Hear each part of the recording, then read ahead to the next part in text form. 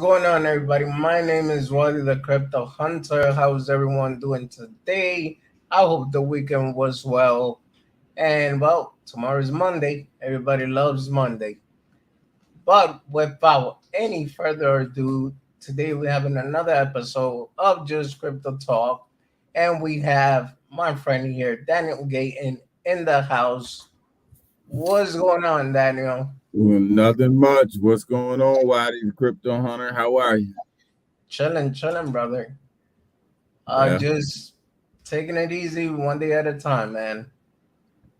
that's all we can do in these holiday seasons. Take it one day at a time, get through it, and keep moving forward. Yep. So yeah, man. I mean, actually, I thought I didn't have something to talk about today, but I just seen something that kind of explained a little bit a rally that I saw. But I'll get into that in a few minutes. Um, and basically, what you think about the market, man? Are we going up? We're going down? We're Man, going. Oh no, actually, it's funny because I saw somebody said Bitcoin to 12 cents. come on, that'll never happen. That'll never happen. There's too many Bitcoin that are locked up and lost and everywhere else for it to go down that low. You know, Yeah, I uh, know, man. That had me dying laughing. I was like, "Hey, everyone! The good news is Bitcoin going to 12 cents. Make sure you grab a bag." I'm like, "Yeah." I I mean, mean, if it was possible, like I'm not even gonna lie, I'll buy in shit at 12 cents. I'll buy all the Bitcoin I yeah. can. Mount Gox and everybody else holds the floor higher than 12 cents. You know what I mean? I know. Come on. What's going on, Racket Club? How's What's up, everything? Ragged? My wife in the house. I'm here listening. I bet. And we had Rack top shelf crypto. Woo. Oh, Racket, what's good tonight, man? What's good, Ragged? I know you got something. I know you're into something. yeah, he's up to no good, man. By the way, Daniel, you want to join the Que Lo Que Club? The what? The Que Lo Que Club. I don't even know what that is. It's a club between me and Racket and whoever wants to join. Man, that sounds dangerous. Rag, rag require. I'm trying to learn something. Maybe. Oh no, not the club. So Yeah. basically, on my wife's stream, Raga said, "Nah, bro, I'm low key tonight, waiting for this Green Bay Eagle game. Que lo que?" So basically, on my wife's stream yesterday, I was like KLK. It means for Spanish person, how are you? Que lo que? Well, usually Dominicans use it a lot. So long story short, Tim was like, "Is that a club or something?" I'm like, "Yeah, Tim Shea." So I'm like, "Yeah, is a club. You want to join?" He's like, "Yeah." I'm like, so he asked, "What's the secret handshake?" I was like, "You gotta give them the high five, and then you gotta grab Racket's ass." Man, Racket gonna be on the golf course, man. People are gonna be giving him high fives and grabbing his ass for everybody to join the club. He gonna be like, "What the hell?" Only thing I know is Racket better be rooting for them Eagles tonight. I know. I mean, he said he waiting for the game. He better be rooting for my squad, them Eagles. Yeah. Um, no, but this is the funny thing that I don't know if you guys got the joke though, because the whole point of the secret handshake is that you gotta get a high five, which I cannot do, and then you gotta grab rack his ass, which I cannot do either. So every other man that joins the club is gonna have fun.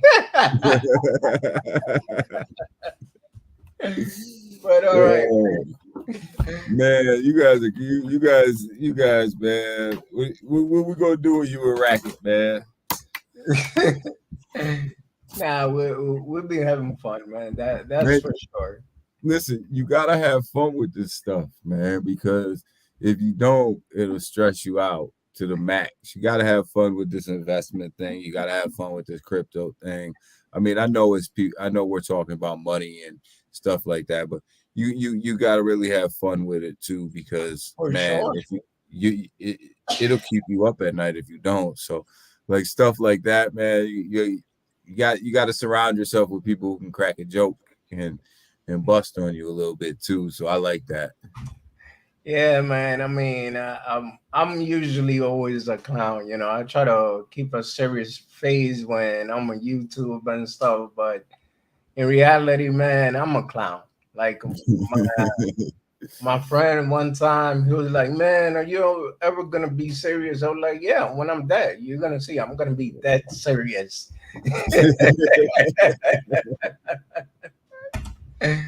Mm. I guess right here laughing out loud. But yeah, man. So obviously, the market, which is nothing surprising, it is gonna drop some more, like I expected. Like I've been saying for a minute, and let's just bring up something right here, which was I was actually hoping if we continue going up, we was gonna make it towards the 18,000, but as they say, that ship has sailed. I don't see it going back there right now. So we're just gonna see where can we go from here. Yeah, I think we're gonna hover here at least for a little while, at least to the beginning of December. We're gonna hover around that 16.3, 16.5 mark. We're gonna go ahead and wait for the next interest rate hikes to come out. I think it'll be a point. I mean, I think it'll be a 50 basis point increase. And if that happens, I think we'll get a little Christmas rally Okay. followed by a first quarter dump. Um, first quarter 23 dump. I just think that we're due for a hard 2023. Um, but I do think that there's going to be a Christmas rally in there at some point. How high we're going to go, I don't know. I don't know if Bitcoin will touch 18 for that Christmas rally or not. I think that rally will be short lived, but I think we're going to be in for some sort of rally. Yeah. Yeah. Well, I did manage to put this line last time, which was around when I said if it break 32, we could expect much lower levels. So now I think it'll be safe to actually move it down because, well, as far as trying to go back up, I would say, I want to say the 20 area. Okay, so maybe 21, but I highly doubt it. I was thinking it is possible if it were to touch 18, but after looking at this chart right here, I don't think we're gonna touch 18. But I think your to Christmas Bitcoin rally. defense, the RSI is getting to the oversold area. So once we reach the oversold area, we have to have a relief rally regardless. Yeah, So let's see how far we can go. I think your relief rally's coming, and we're gonna call it the Christmas rally. I think you'll touch 18, but I think that'll be about as high as you're gonna go. It's probably 18, and we're gonna call that our relief rally. I don't see us touching 20 until we actually bust out of this hole that we're in, all the way around. There's so many other outside factors that are playing into this right now that it's going to be hard to have a long sustained rally. Yeah, I agree with you. I just saw 1841 pretty much. If we do decide to go back up, and if it breaks through 1841, then we could say that, hold on, let me just make sure I put it here. You could kind of say that 22 will be nice, 2141 actually, but highly doubted big time. I don't. I just don't. I don't see us going up that high for this short Yeah. Christmas rally. I don't. I don't see Mhm. the market rallying that much that high, and for a short period of time. Um, I just don't see it. I think that's too much for the market cap that we're at right now, and the Mhm. amount of money that's in the market right now. I just think that that's just too much. It's too big of a lift for Overdoing it, me. right? Huh? As it is overdoing it, right? Yeah, I mean, I would love to be wrong. You know, there's certain things you want to be wrong about, and that's one of them. Hey man, what we all wish is actually that it just stops dropping, and the minute it stops dropping, then everybody could just happily buy in. Right now as we're talking, it's dropping some more, which this is another thing that I was talking about last time, that when I seen this the formation on the monthly chart, this is actually bearish formation. Yeah, but you can't see a long sustained rally. Um, you know, we're still not done seeing a fallout from FTX, right? Yeah, And we're not done seeing a fallout from a couple of the other projects that have fallen down. So we're not yeah, going to see a long sustained rally until we can shake some of this stuff out of the market.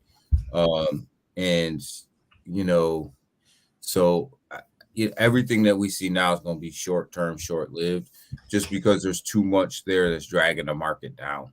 And then you have this inflation thing going on, and then you have the recession going on, and then you have the war going on, and then you have all these other factors going on that is so hard to sustain a pump for long periods of time because there's always some news that is coming up around the corner.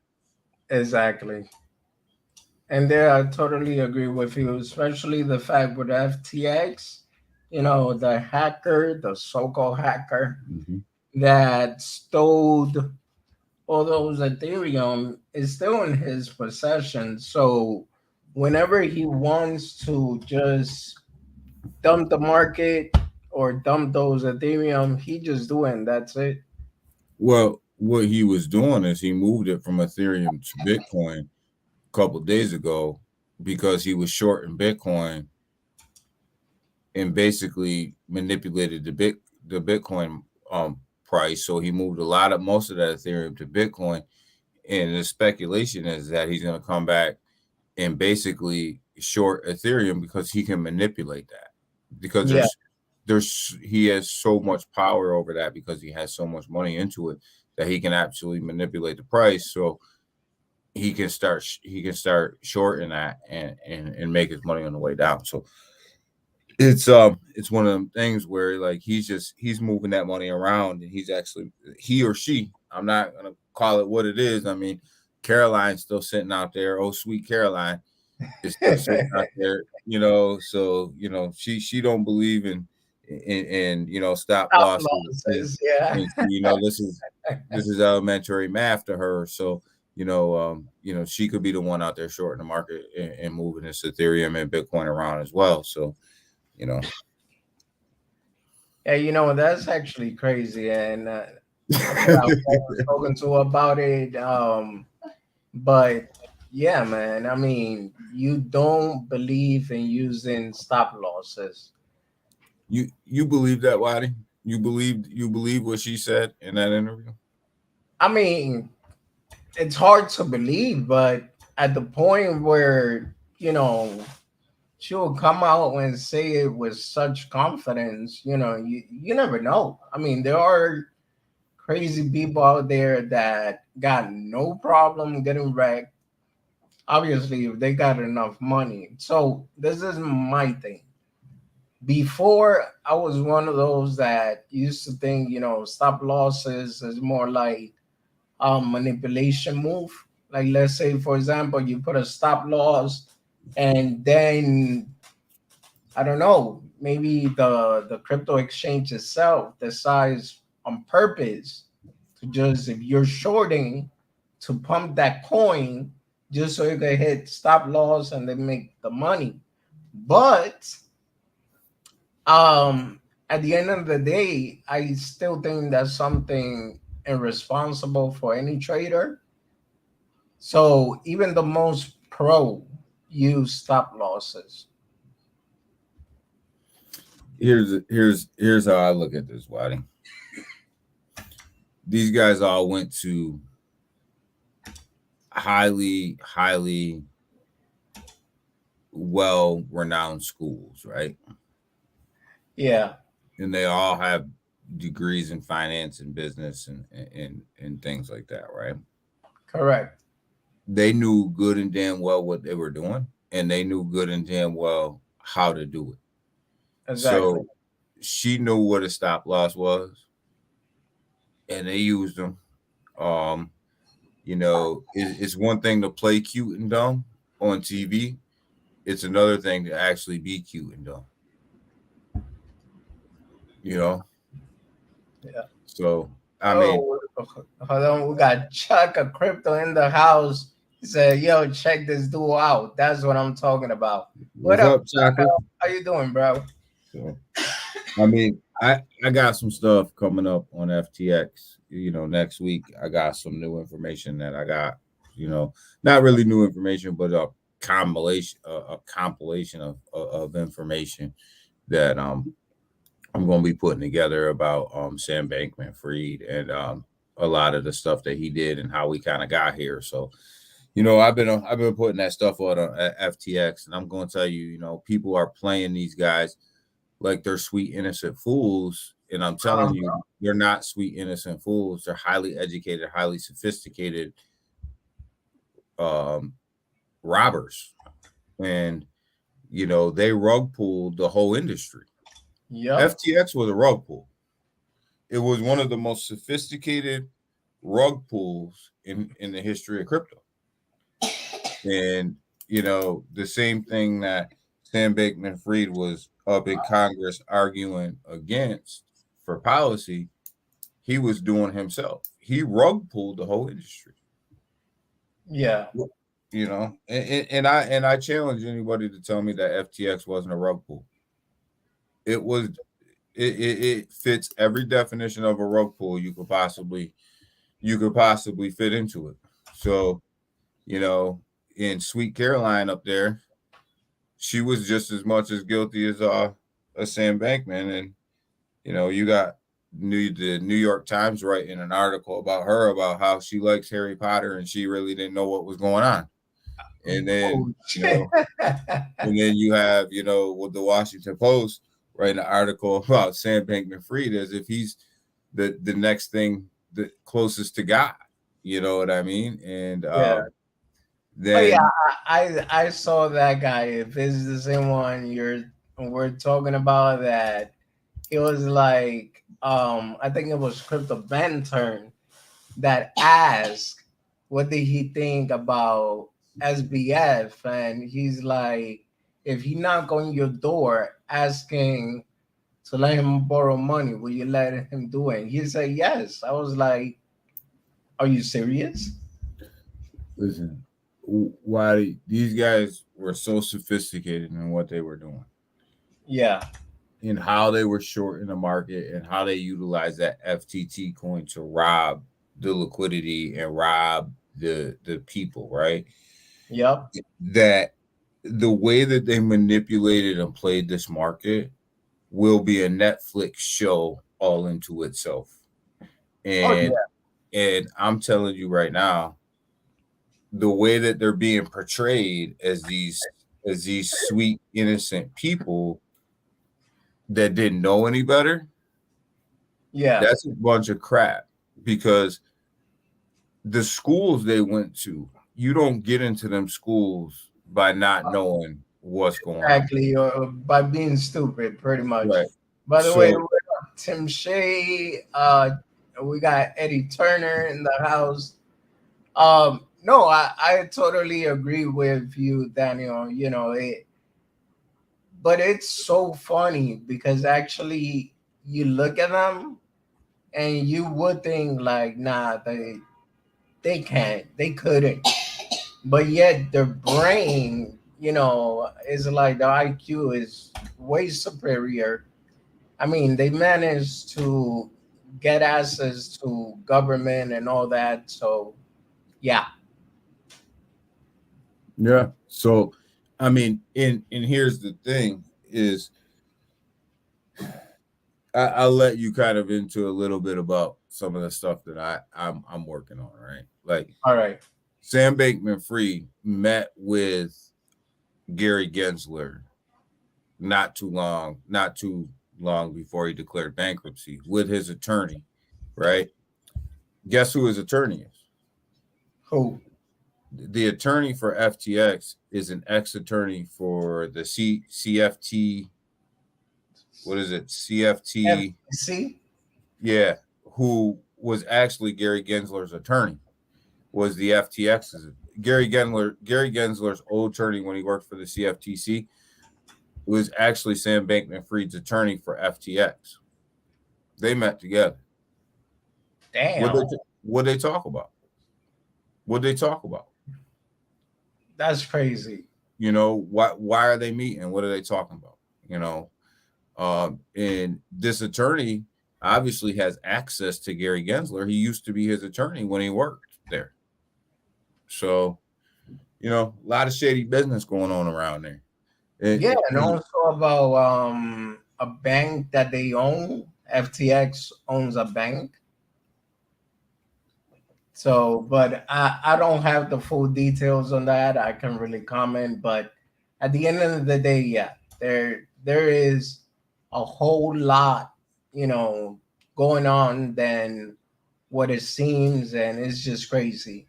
By the way, what up, John Crispala? Let me read this article real quick and see what you think about it. It says, amid the ongoing market crisis stirred up by the recent collapse of the troubled FTX firm, many top officials in the crypto ecosystem have given remarks on the development. In a recent interview with Fox News, Bitcoin Foundation Chairman Brock Pierce termed the recent event as one that wreaked havoc on the cryptocurrency industry.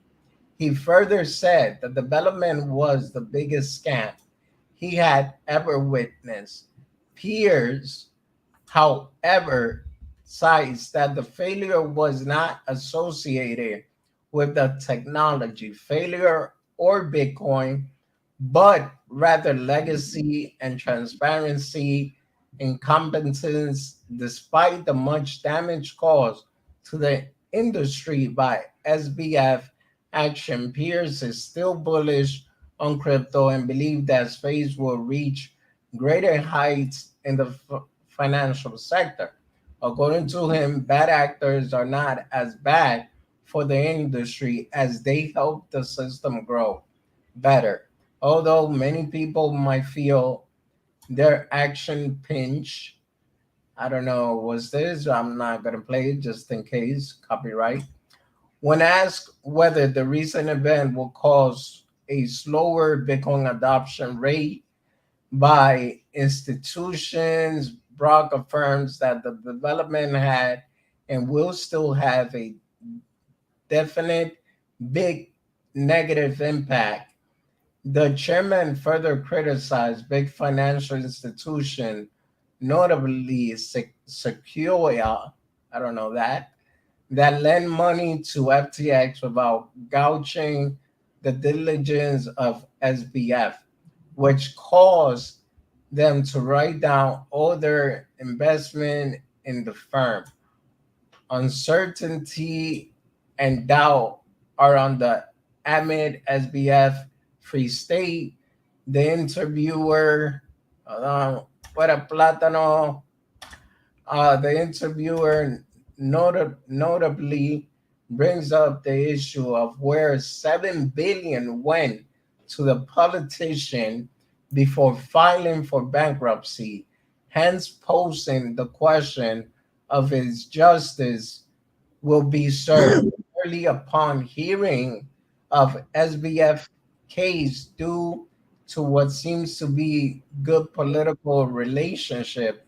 Agreeing to the statement, the chairman himself put forward his wonders and the worry going around on why SBF was still free, which I spoke about that last time too, and we're gonna get into that.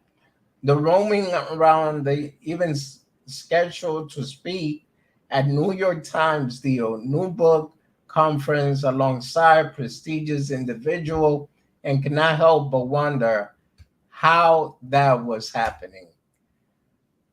Mike Noblegrad's comment on SBF Free State. How is it that Sam Bankman Fried is still free to do business? This is a question that a rising number of lawmaker, cryptocurrency enthusiasts, and other people have been asking Novogratz. Ask about the same issue during an interview with CNBC. Squawk Box on Wednesday, Novogratz expressed his anticipation of SBF arrest and future. SBF action have caused a lot of social media uproar in the most recent days as his trial is still pending. FUD continues to fill the air as current development tend to indicate the lack of seriousness and the hunger of justice amid SBF actions.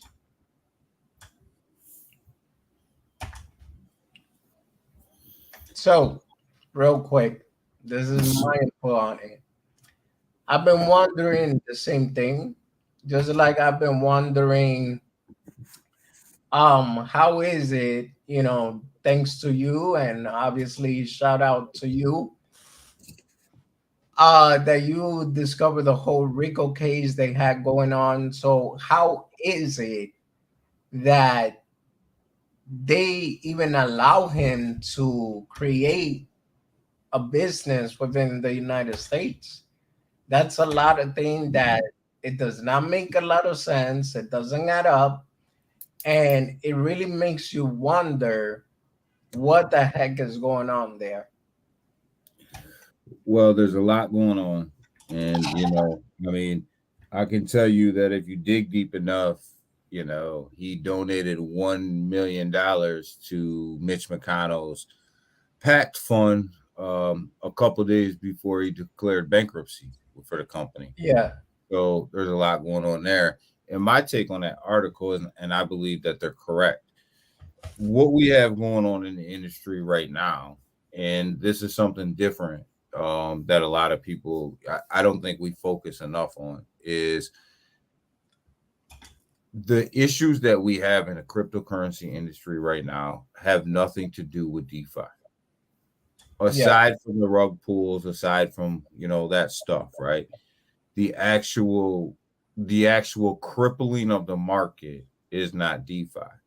The crippling of the market has all been centralized exchanges, centralized lending platforms, centralized staking platforms, things like that. Like you look at the only real DeFi disaster that we had was Luna Classic. And Luna Classic was manipulated by a bunch of whales who actually now we're learning was Sam Bankman-Fried Yeah. was manipulated by a bunch of whales who figured out that if they just leveraged a certain number of Bitcoin against the peg of the UST, that they would be able to break the peg. They figured that math and that algorithmic stable.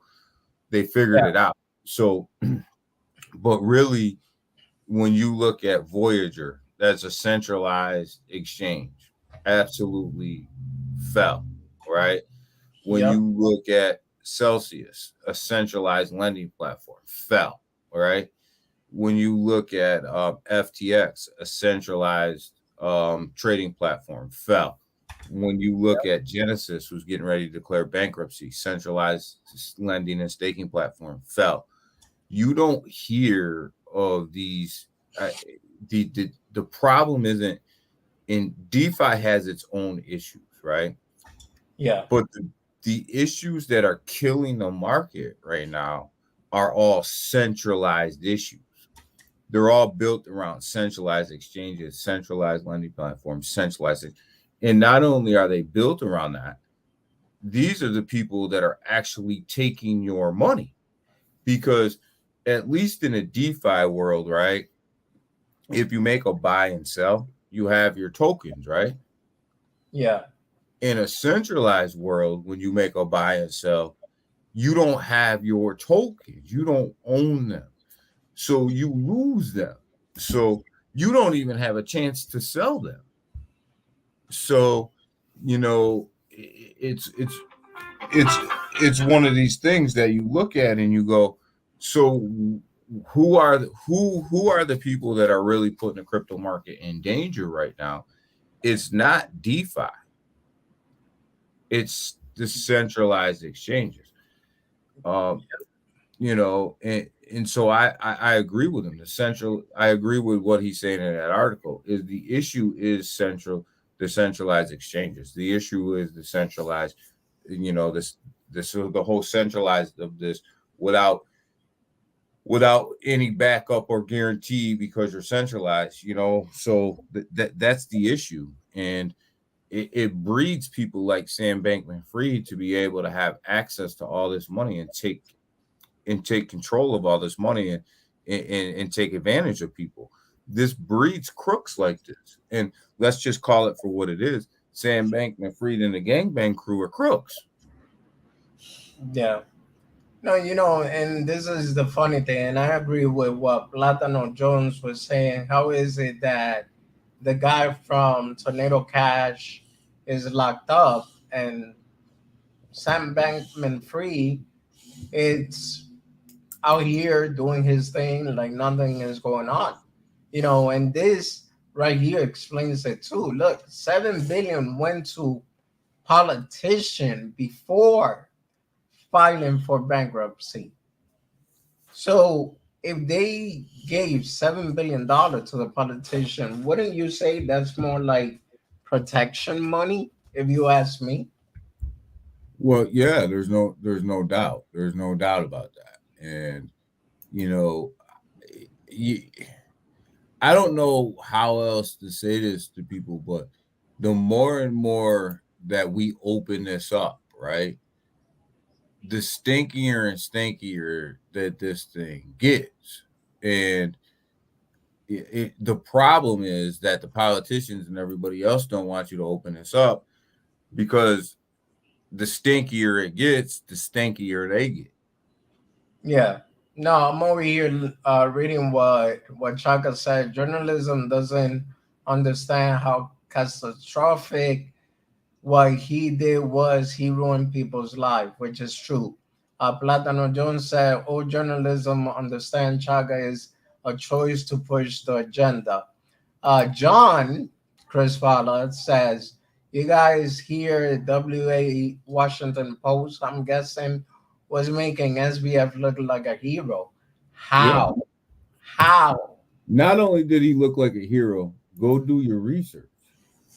He actually went to an event and was a keynote speaker at an event not too long ago. Yeah. So not only was he look like a hero, but he also was a main speaker as if he didn't do anything wrong. Yeah. You okay? Yeah. So No, I mean that's just crazy, in general. And man, it makes me sick the fact that he took billions and billions of dollars of people's yeah, money and invested it and spent it on homes in the Bahamas and yeah, spent it to make himself millions and millions of dollars. Wall Street Um, Journal. you know, when you look at these things, what he is the pure definition of a crook. And I don't understand why people aren't calling it for what it is. He's a crook. And not only is he a crook, but he's a crook that was actually sitting on Capitol Hill trying to make policy and procedure for the rest of the centralized crypto world so he could continue to rip people off. So this is what he was doing. He was buying himself in to be able to sit on these policies and procedures. Now, Waddy, I just sent you a couple things in Twitter. All right, let me go So check that out. All right. it he, this man, the whole crew were crooks, and I talk about this once on my, in one of my videos, is how they literally were making millions and millions and millions of dollars a day per individual. Sam Bankman-Fried, Caroline, the whole gangbang crew had this scheme set up where they were making millions and millions of dollars a day Wow. off deposits, and um how they were shorting the market and doing all this stuff with these deposits. And they literally, you don't know how much money they had. But here's the crazier piece to this, Waddy. Okay. The SEC in the United States can only govern FTX US. FTX Global is in the Bahamas. It's an international company. It didn't Okay. matter what rules and regulations the United States put in place. FTX Global could operate however they wanted because the United States can only govern FTX United States. That's Yeah. why you have Binance US and then Binance, and you had FTX US and you had FTX Global, because they're two separate exchanges. Actually, in theory, they're two separate exchanges. Yeah. So this catastrophe that happened in the cryptocurrency market was going to happen with or without the United States regulation. Mm-hmm. And and and that's what's scary about all the rest of these exchanges, right? Because how many of them are actually in the United States? Which is a So good. Yeah. so Go ahead. so it doesn't matter how much regulation the United States puts into centralized exchanges. If you're not based in the United States, you don't have to follow them. So what good are you really doing?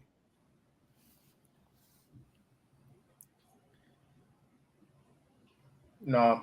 All right. I'm over here trying to understand this real quick.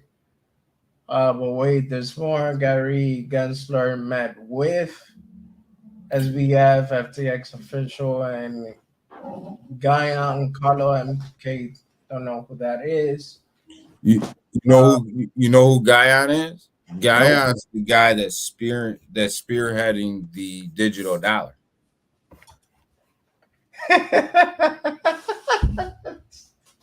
I'm sorry, Daniel. You read that? You said You Daniel Gayton, bro. I almost call you Ben Diesel. You do look like Ben, though. Oh, okay. Oh So man. that's who that is. So here says meeting with staff, interview with NBC, But if host you money, read if co-host, meeting if staff. Okay. but if you Meeting- read, it's Sam Bankman-Fried and Guyon, and there's another guy in there, and that's the attorney. All right. And that's the attorney that works for FTX that also was the attorney for Gary Gensler. That's crazy. So that's how deep that connection runs. No, and there's more actually. There's a guy that I've been following too.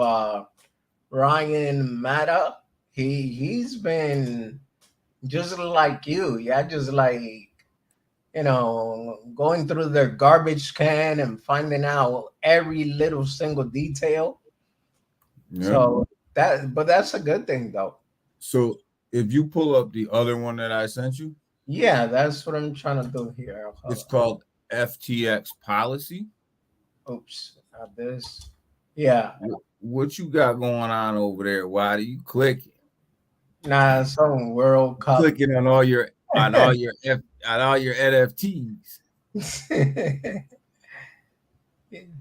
I think I sent you. Yeah.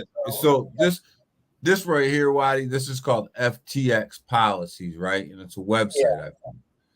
And what they did is they went through every time Gary Gensler testified in front of one of the government boards, right? Uh-huh. And they went through and summarized exactly what policies he was trying to push. Okay. So this is Sam Bankman-Fried pushing policy along with the government. These are the policies that they were trying to push through for centralized exchanges. It says CFTC, you know, investor, protections and stuff like that. So here this man is that's trying to rug pull the whole industry. And look at how many times he went in front of the government to advocate for a better crypto industry. Yeah. And he's rug pulling the whole industry. And this is how many times he's worked alongside the government to try to create policy that was going to so-called better the industry. Wow, that's crazy. So how far do you think this is really going to go when you're disconnected to the government? It's going to go as far as the people that demand the change.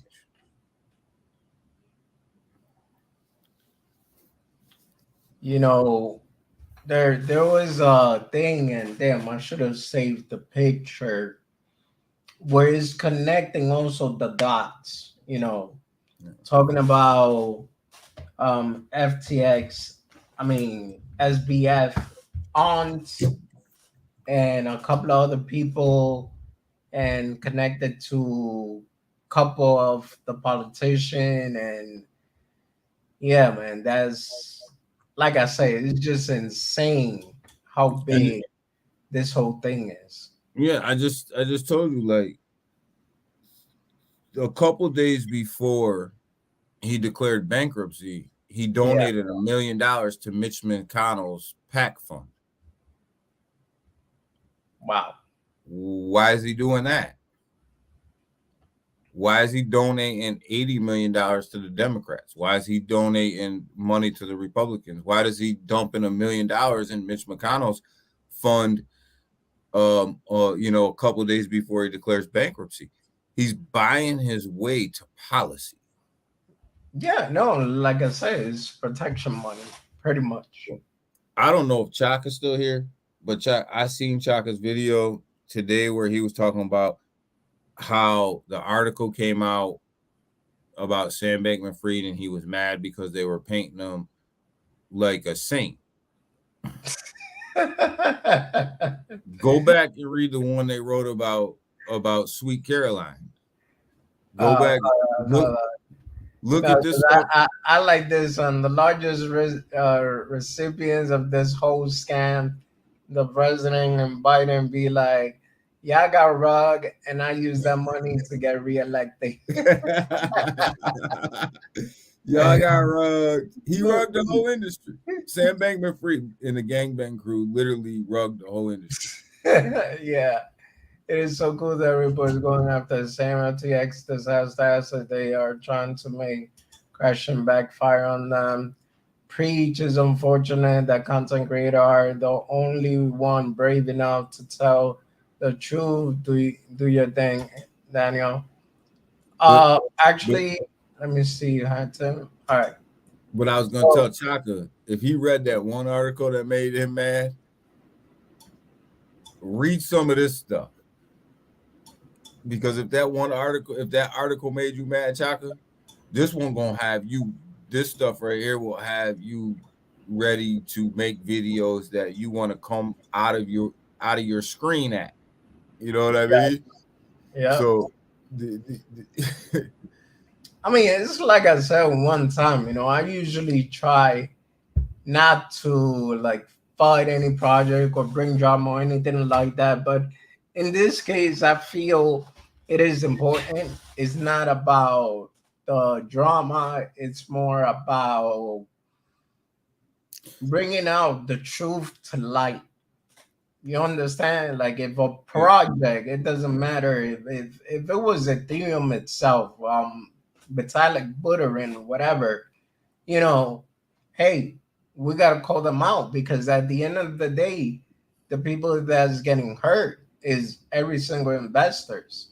And there see, are some investors out there that, I mean, it shouldn't be that way, but they put their hopes and dreams and whatever they have, they just invested in the market because they believe a project is good with the dream or the idea that maybe in 2 to 3 years they'll be rich.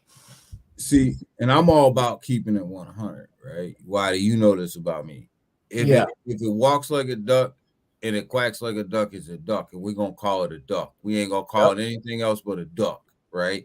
So yep, we're gonna keep it 100 when it comes to that. And what makes me so upset about this whole FTX situation is the fact that he rug pulls so many people out of their money and so many people out of their livelihood and made the industry look like we didn't know what we were doing and made the industry look like it was the wild wild west again, when in yep, reality the wild wild west are the centralized exchanges that are supposed to be the safest place to invest your money, are now the most unsafest places to invest your money because of things and shenanigans like this. And they're putting people at risk and they're putting people's money at risk. And look, I told you guys before, like I'm 100. Like I didn't grow up with a lot of stuff. You know what yeah, I mean? So when I see people taking advantage of people like this, it brings out something in me that's a little bit different, because I know how hard some people have worked to put that little bit of money in there and try to make it, and how and in other countries, how $1,000 to us might not be everything, but it might be everything to somebody that lives in a third world country. exactly. And so I understand the meaning of that. So when we start talking about rug pulls, even in the DeFi world, when I hear like somebody rug pull the project, it makes me so infuriated and so upset, because I know for a fact that at the end of that rug pool is a whole bunch of people that one believed in crypto, and two probably put their hard-earned money into that project, and they may have had to save for a month or 2 months in order to invest in that pre-sale or invest in that launch. And that's just not fair. That's not fair. It's not right. It's not the way that the cryptocurrency industry should be representing itself. And, Chaka's right. People like us that are on YouTube, that people come in here and tune in and listen to every day, we got to call a duck a duck. We got to call a snake a snake. We got to call a Yep, scammer a scammer. We got to yep, call an asshole an asshole. It is what it is. yep. Um, Chuck, I appreciate that, bro. You know what? Next crypto talk. If you want to join, Chuck, let me know. There'll be all three of us here. Let me see. Platano Jones said, "Yo, Daniel, I heard you live stream weekly evening, my dude. What up?" Now, what's going on? Yeah, Yeah. guys, if you haven't, go to Daniel's channel, look him up, look him up, Daniel Gayton. Subscribe to his channel. As you can see, he knows what he's doing. He knows what he's talking about. He's a friend of mine and a friend of a couple of other YouTubers in the space. So let's support and help him grow. Likewise with me, Chaka Crypto too. He's in the house. We're all trying to do what's right here. We're all trying to bring out the right information. And yeah, if you like hearing the truth, follow all of us. And if you want to hear, hopium, then that's a different story. This is Yeah. not the channel for you. Yeah, go hit up Wadi. Make sure you're subscribed here. I do try to live stream, early in the morning. I try to do pre-market stuff. Hit me up like Chaka. He keeps it 100. He keeps it real. There's a group of us that try to keep everything, on the up and up. I'm not a big hopium person. Wadi's not. Chaka's not. We're gonna give it to you raw and uncut. You know. Yep. I don't know how else to say it, but we're just gonna give it to you raw and uncut, and it's gonna be, it's gonna be what it is. And you know, I'm grateful for Wadi. I'm grateful for Chaka because they help me. Wadi helps me a lot. Because I'm new to this YouTube thing, and I'm trying to figure it all out. And Wadi helps me a lot, I'm always appreciative of that. And I've had the opportunity to kick it with Chaka, and get some advice from Chaka, and we've been able to kick it around a little bit. And, I'm just grateful for the people that I'm around, and I'm grateful that we all can keep it 100 with each other and tell it like it is. You know, passionate about what we do. Yeah, hey man, and you know what it is. Like I said, I've been in your shoes, and I know what it is. And man, you don't even gotta thank me. You don't gotta say thank you. I actually appreciate you too, and everything that you're doing yourself. Because at the end of the day, it's all about educating investors and making sure that they don't get played. Especially both of us, we kind of have the same background, grew up from nothing. I mean, I'm still not 100% there yet, but one day, guys, and I'm gonna come on and I'm gonna play this video and I'm gonna say, I told you guys that I was gonna make it, and here I am. But I'm not gonna be one of those selfish prick. Don't worry, I'm still gonna be me, just like Daniel still him. Yeah. And I think all of our models is pretty much the same. Like it's not about me getting rich. It's about us getting rich together, right? Yep. And it's all about building not the wealth for me, but the wealth for generations. And I think crypto can do that for us. And that's one of the things that I try to teach on my channel is, we're here to build generational wealth, not just wealth for you, but wealth for your kids and grandkids and everything else. Let's let's talk about ways that we can build that wealth for generations to come, and teach the young kids how to also build their own wealth, as they come up through. I come from the stock market over to the crypto world. So I come at it a little bit different than a lot of people that have just been in the crypto space, which I think is why I've been able to connect with so many people, because I can see it from both sides, and we're able to have some really good conversations about trading strategies and things like that. So, I come from that stock market world, but I'm in the crypto world now, so I see things a little bit different from an investment strategy perspective. But we're all about building that wealth. We're all about building that generational wealth, and that's what I want for everybody. That's what I want for everybody who follows me and Chaka and Wadi and a couple of other people that we're with, is to just build generational wealth for everybody. For all of you guys, not just me. I, it does me no good if I just build money for myself.